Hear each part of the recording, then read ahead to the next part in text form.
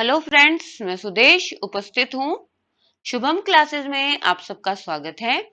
तो आज की कक्षा में हम क्या पढ़ने वाले हैं? हम अपना प्रत्यय टॉपिक पढ़ने वाले हैं। ठीक है जी। सबसे पहले मैं आपको बता देती हूँ कि प्रत्यय जो है दो शब्दों से मिलकर बना है। कौन कौन से? प्रति और अय। ठीक है। प्रति का अर्थ होता है साथ में, पर, बाद में। ठीक है, पर, बाद में। और अय का मतलब क्या होता है? चलने वाला। अय का मतलब क्या होता है? चलने वाला, यानी शब्दों के साथ पर बाद में चलने वाला या लगने वाला जो शब्दांश होता है वो प्रत्यय होता है। ठीक है। और आज हम अपना कृत्य प्रत्यय यत प्रत्यय पढ़ेंगे। ठीक है। तो यत प्रत्यय में हमें कौन कौन सी बातों का ध्यान रखना है, कैसे हमें पहचानना है कि ये यत प्रत्यय है या कयप प्रत्यय है या अण्यत प्रत्यय है। ठीक है, इन तीनों में कई बार हम पजल हो जाते हैं। ठीक है, तो इसकी पहचान हमें कैसे रखनी है कि ये यत प्रत्यय है। ठीक है, क्योंकि तीनों में यह बचता है। ठीक है, तो हमें कैसे पहचान करनी है कि ये यत प्रत्यय है, तो आइए सीखते हैं। देखो, जो यत प्रत्यय है वो किस सूत्र के द्वारा होता है? अचो यत सूत्र के द्वारा होता है। अचो यत का मतलब क्या है? अच का मतलब तो आप सबको पता है। ठीक है। अच का मतलब क्या होता है? स्वर होते हैं। ठीक है, माहेश्वर सूत्र में हम सबने पढ़ा है। ऐ उण रील रिक ए ओंग ए औच। ठीक है, अ से लेकर च तक जो प्रत्याहार बनेगा, अच प्रत्याहार, उसमें सारे क्या आते हैं? स्वर आते हैं। तो यत प्रत्यय जो अजंत धातु है, यानी अच है अंत में जिनके, ऐसी जो धातु है उनसे ये किया जाता है। ठीक है, ये कौन सी धातुओं से? अजंत धातुओं से। अजंत धातुओं से। क्लियर हुआ? यत प्रत्यय अजंत धातु से किया जाता है, यानी वो धातु जिनके अंत में स्वर है। ठीक है, उन धातुओं से यत प्रत्यय होता है। तो हम क्या करेंगे फिर? जो ये त है ना, इस त की हलंत्यम सूत्र से, इस त की हलंत्यम हलंत्यम सूत्र से क्या करेंगे? इत संज्ञा कर देंगे। ठीक है, और फिर उसके बाद इत संज्ञा करने के बाद तस्य लोप सूत्र से, तस्य लोप सूत्र से उसका लोप कर देंगे। ठीक है, तो इस जो ये हमने कार्य किया, हलंत्यम सूत्र से इत संज्ञा की और तस्य लोप से उसका लोप किया, ये क्या है? इस कार्य को हम अनुबंध लोप भी कहते हैं। ठीक है, क्या कहते हैं इसको?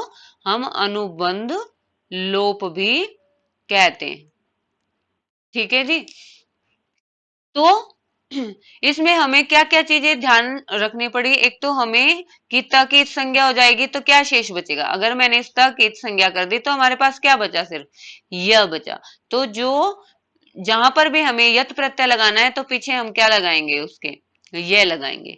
ठीक है, और ये अजंत धातुओं से होता है, अभी अभी मैंने बताया, यानी जिनके पीछे अच आता है, यानी जिन धातुओं के पीछे स्वर आता है। ठीक है, और जो ये यत प्रत्यय ना, यत प्रत्यय चाहिए अर्थ व योग्य अर्थ में प्रयोग किया जाता है। ठीक है, जो ये तीनों ही प्रत्यय हमारे यत कय प्रणयत, ये तीनों ही चाहिए अर्थ व योग्य अर्थ में प्रयोग किए जाते हैं। ठीक है, जो ये यत प्रत्यय है, ये जो यत प्रत्यय है वो कैसा है? विधायक, विधायक विधि सूत्र है। कैसा है ये? विधायक विधि सूत्र है। ठीक है, जो अब हमें क्या देखना है कि जो यत प्रत्यय है वो भाववाच्य और कर्मवाच्य में होता है। ठीक है, ये पॉइंट हमें ध्यान रखना है। ठीक है जी, और हमें इसमें क्या ध्यान रखना है कि इसमें ना जो धातु का जो स्वर है, ठीक है, उसको गुण आदेश हो जाता है। ठीक है, उसको गुण आदेश हो जाता है, जैसे कि जी प्लस यत। ठीक है, हमने क्या किया? जी धातु है, उसमें यत प्रत्यय जोड़ेंगे तो हमारा क्या बनेगा? जेय। स्त्रीलिंग में क्या बनेगा? जेय, और नपुंसकलिंग में क्या बनेगा? जेयम।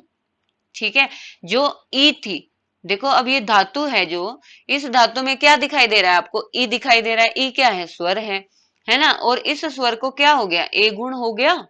ठीक है, ई को किस में चेंज कर दिया हमने? ए की मात्रा में चेंज कर दिया। ठीक है, यहाँ पर ये गुण हो गया है, गुण आदेश हो गया है। ठीक है, अब देखो जिसमें आ की मात्रा है, द आ, दा धातु। ठीक है, तो इसमें क्या है? हमारा आ है। ठीक है, जब हमारा किसी भी धातु के अंत में आ होता है, ठीक है, किसी भी धातु के अंत में आ होता है, तो हम जो इद्यति सूत्र है ना, इद्यति सूत्र क्या कहता है कि किसी भी धातु के अंत में आ हो तो उस आकार के स्थान पर ई आदेश हो जाता है और फिर दोबारा से ई के स्थान पर ए गुण हो जाता है। ठीक है, तो इद्यति सूत्र से हम आकार के स्थान पर ई कर देंगे और ई के स्थान पर फिर ए गुण हो जाएगा। ठीक है, ऐसे ही स्था धातु में होगा सेम। ठीक है, जब हमारा भू होगा, जैसे भू है, श्रु है, तो हम इसको क्या करेंगे, ओ गुण में परिवर्तित कर देंगे।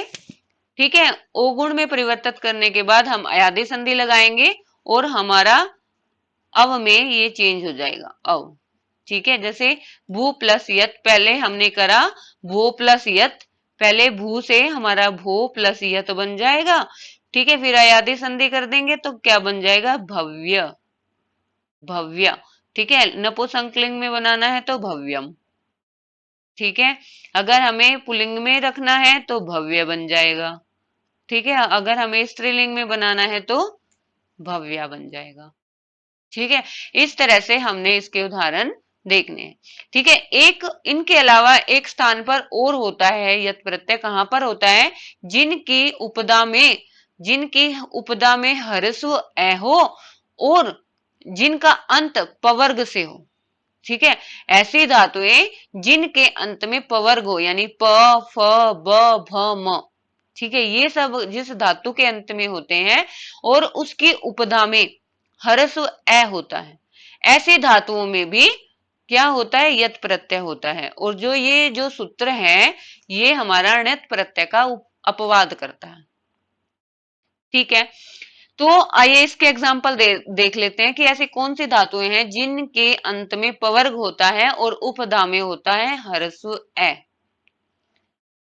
देखो, शप धातु, शप धातु में अंतिम क्या है, ये व्यंजन है, लेकिन हमने तो अभी क्या कहा था कि जिन धातुओं के अंत में स्वर होता है वहां पर यत प्रत्यय होता है, लेकिन यहाँ पे आपको क्या दिखाई दे रहा है, व्यंजन दिखाई दे रहा है।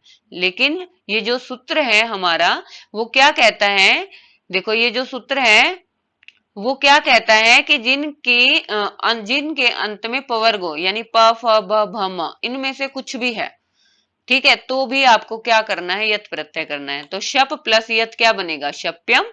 लब प्लस यत क्या बनेगा, लभ्यम। रभ प्लस यत क्या बनेगा, रभ्यम। और गम प्लस यत क्या बनेगा, गम्यम बनेगा। ठीक है, आपको समझ आ गए कि हमने क्या पढ़ा, आज हमने कृत्य प्रत्यय पढ़ा। कृत्य प्रत्यय में कौन सा पढ़ा, यत प्रत्यय पढ़ा। ठीक है, कृत प्रत्यय सबको पता है, 7 होते हैं। कौन कौन से होते हैं, फिर से एक बार बता देती हूं मैं। तव्यत होता है, तव्य होता है, ठीक है, उसके बाद तीसरा होता है हमारा अनियर, चौथा होता है यत जो हमने आज पढ़ा यत, और हमारा पांचवा होता है कयप, और छठा है हमारा अण्यत, और सातवां प्रत्यय है हमारा कृत्य प्रत्यय केलिमर। ठीक है,